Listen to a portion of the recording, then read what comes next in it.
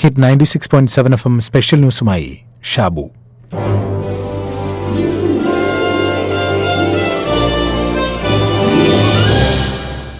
ഭൂമിയെ ഒരിക്കലും വിരിയാത്ത മുട്ടയായി സങ്കല്പിക്കുന്ന ഒരു കാർട്ടൂൺ വരച്ചിട്ടുണ്ട് ഒ വി വിജയൻ.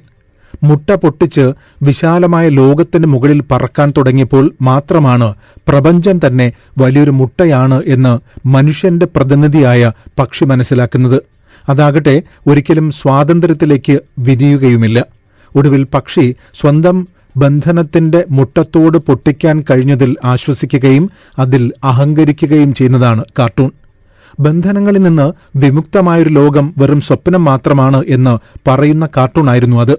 പരിമിതമായ വ്യക്തി സ്വാതന്ത്ര്യത്തെ സ്വാതന്ത്ര്യമായി കാണുന്നതിന്റെ പരിഹാസ്യതയെയും അതിന്റെ നിരർത്ഥകതയെയും ചിത്രീകരിക്കുന്ന കാർട്ടൂൺ. ഇന്ത്യൻ അടിയന്തരാവസ്ഥയുടെ പശ്ചാത്തലത്തിലാണ് ഒ വി വിജയൻ ആ കാർട്ടൂൺ വരച്ചത്. സ്വാതന്ത്ര്യത്തിനെക്കുറിച്ചുള്ള വിചിന്തനം എന്ന നിലയിൽ വലിയ തോതിൽ ചർച്ച ചെയ്യപ്പെട്ട കാർട്ടൂൺ. ഈ കാർട്ടൂണിന് ഇന്നും പ്രസക്തിയുണ്ട്. മുട്ട പൊട്ടിച്ച് വിശാലമായ ലോകത്തിനു മുകളിൽ പറക്കാൻ കഴിയുമെന്ന് അഹങ്കരിക്കുന്ന, സ്വാതന്ത്ര്യമുണ്ടെന്ന് വിശ്വസിക്കുന്ന നമുക്ക് മുന്നിൽ ഏതെല്ലാം സാഹചര്യങ്ങളിലാണ് അസ്വാതന്ത്ര്യത്തിന്റെ വാതിൽ തുറക്കുന്നത്. വ്യോമപാതകൾ അടച്ചും ഇമിഗ്രേഷൻ നിയമങ്ങൾ കർശനമാക്കിയും വിസ നിഷേധിച്ചുമുള്ള ബന്ധനങ്ങൾ ഇല്ലാത്തൊരു ലോകം സാധ്യമല്ല തന്നെ. ഒ വി വിജയന്റെ കാർട്ടൂണുകളിലൂടെ ഇന്ത്യൻ അടിയന്തരാവസ്ഥയുടെ ഭീകരമുഖത്തെ നോക്കിക്കാണാനാണ് ശ്രമിക്കുന്നത്. സ്വതന്ത്ര ഇന്ത്യയുടെ ചരിത്രത്തിലെ കറുത്ത ഏടായി വിശേഷിപ്പിക്കപ്പെടുന്ന കാലഘട്ടമാണ് 1975 ജൂൺ മുതൽ 1977 മാർച്ച് വരെ നീണ്ട ദേശീയ അടിയന്തരാവസ്ഥക്കാലം.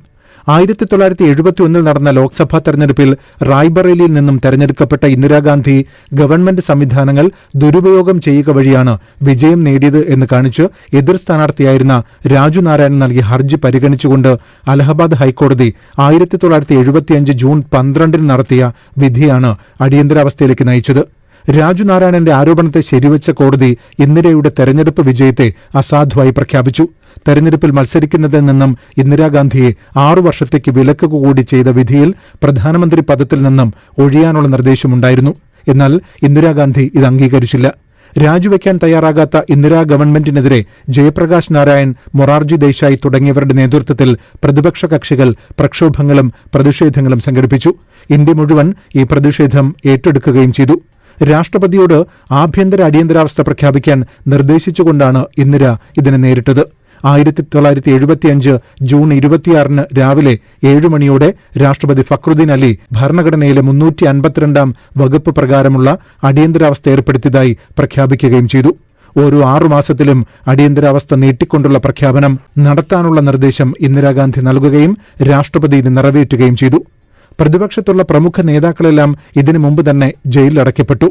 പ്രക്ഷോഭങ്ങളും പ്രതിഷേധ ശബ്ദങ്ങളും അടിച്ചമർത്തപ്പെട്ടു. പത്രങ്ങൾക്കുമേൽ സെൻസർഷിപ്പ് നിയന്ത്രണങ്ങൾ പ്രാബല്യത്തിൽ വന്നു. വിദേശ വാർത്തകൾ ഒഴികെയുള്ള വിവരങ്ങളൊന്നും വിനിമയം ചെയ്യപ്പെട്ടില്ല. പണിമുടക്ക് പോലുള്ള പ്രതിഷേധ സമരമുറകൾ വിലക്കപ്പെട്ടതോടെ പല മേഖലകളിൽ നിന്നും തൊഴിലാളികൾ പിരിച്ചുവിടപ്പെട്ടു. എതിർ ശബ്ദം ഉയർത്തുന്നവരെയെല്ലാം ജയിലിനകത്താക്കി. ഇങ്ങനെ ഭരണകൂട ഭീകരതയെ പ്രത്യക്ഷീകരിച്ച അടിയന്തരാവസ്ഥ 1977 മാർച്ചിലാണ് പിൻവലിക്കപ്പെടുന്നത്. മാർച്ചിൽ തെരഞ്ഞെടുപ്പിനെ നേരിട്ട ഇന്ദിരയും കോൺഗ്രസും പരാജയപ്പെടുന്നു.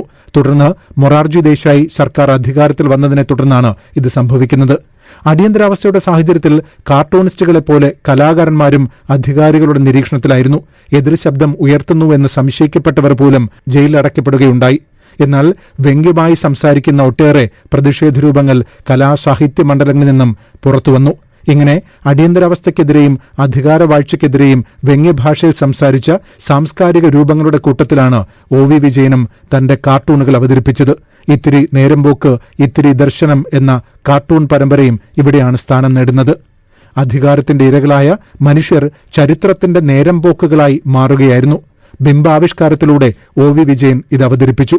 വെളുത്ത ചിലന്തിയെയും കറുത്ത ചിലന്തിയെയും ബുദ്ധിജീവിയെയും ബുദ്ധിശൂന്യജീവിയെയും ഒക്കെ ആവിഷ്കരിച്ചുകൊണ്ടായിരുന്നു ഇത്. ശാസ്ത്രങ്ങളും നിയമങ്ങളും ദർശനങ്ങളുമെല്ലാം മനുഷ്യനെതിരായിത്തീരുന്നതും അധികാരം മാത്രം പ്രബലമായി നിൽക്കുന്നതും വിജയൻ കാർട്ടൂണുകളായി അവതരിപ്പിച്ചു. ബുദ്ധിജീവിയും ബുദ്ധിശൂന്യജീവിയും തമ്മിലുള്ള സംഘർഷം കാണിക്കുന്നൊരു കാർട്ടൂണുണ്ട്. ചിന്തിക്കാനാണ് ബുദ്ധിജീവി പറയുന്നത്, ചിന്തിച്ചു പോകരുത് എന്നാണ് ബുദ്ധിശൂന്യജീവി പറയുന്നത്. ഇതിൽ നിന്നും ബുദ്ധിശൂന്യജീവിയാണ് അധികാരിവർഗത്തിന്റെ പ്രതിനിധി എന്ന് കാണാം. കാരണം അവരാണല്ലോ ജനം ചിന്തിക്കരുത് എന്നാഗ്രഹിക്കുന്നത്. ഇതിനിടയിൽപ്പെടുന്ന സാധാരണ മനുഷ്യൻ നിങ്ങളുടെ സംഘർഷത്തിൽ നിന്നും എന്നെ ഒഴിവാക്കൂ, ഞാൻ വെറും ഒരു ജീവി മാത്രമാണ് എന്ന് പറയുന്നു. അതായത് സംഘർഷത്തിൽ നിന്നും ഒഴിവാകുന്നവർക്ക് മാത്രമാണ് ജീവിതം എന്ന് കാർട്ടൂൺ സൂചിപ്പിക്കുന്നു. മറ്റൊരു കാർട്ടൂൺ പുരാണ കഥാസന്ദർഭത്തെ വർത്തമാന സാഹചര്യത്തിൽ കൂട്ടിയിണക്കി അവതരിപ്പിച്ച കാളിയമർദ്ദനമായിരുന്നു. ഇന്ന് അത്തരമൊരു കാർട്ടൂൺ വരയ്ക്കാൻ കാർട്ടൂണിസ്റ്റുകൾക്ക് ധൈര്യമുണ്ടാകുമോ എന്നതൊരു ചോദ്യമാണ്. അടിയന്തരാവസ്ഥ കാലത്തായിരുന്നു OV വിജയൻ ഇത് വരച്ചത് എന്നോർക്കുക. പൗരസമൂഹത്തിന്റെ പ്രതിനിധിയാണ് ഇവിടെ കാളിയൻ. കൃഷ്ണൻ ജനപ്രതിനിധിയായ ഭരണാധികാരിയും. ദുർബലനായ ഭരണാധികാരിയുടെ മർദ്ദനം ആസ്വദിക്കാൻ നിർബന്ധിതരാകുന്ന പൗരസമൂഹമാണ് നമ്മുടേത് എന്ന് കാർട്ടൂൺ സൂചിപ്പിക്കുന്നു. മർദ്ദനത്തെ ന്യായീകരിക്കാൻ ഭരണാധികാരിക്ക് മനഃശാസ്ത്രവും കൂട്ടിനെത്തുന്നു. കലാകാരനെന്ന നിലയിൽ OV വിജയൻ ഏറ്റവും പ്രധാനപ്പെട്ട ഒരു കടമയാണ് അന്ന് നിർവഹിച്ചത്. എന്തായിരുന്നാലും മനുഷ്യനെ നിസ്സഹായതയിലേക്കും നിരാശ്രയത്വത്തിലേക്കും തള്ളിവിട്ട് മതവും രാഷ്ട്രീയ സംവിധാനവും ഭരണാധികാരികളുമെല്ലാം അപ്രഖ്യാപിത അടിയന്തരാവസ്ഥകൾ ഇന്നും പ്രഖ്യാപിക്കുമ്പോൾ ആര് പ്രതികരിക്കുന്നുണ്ട്?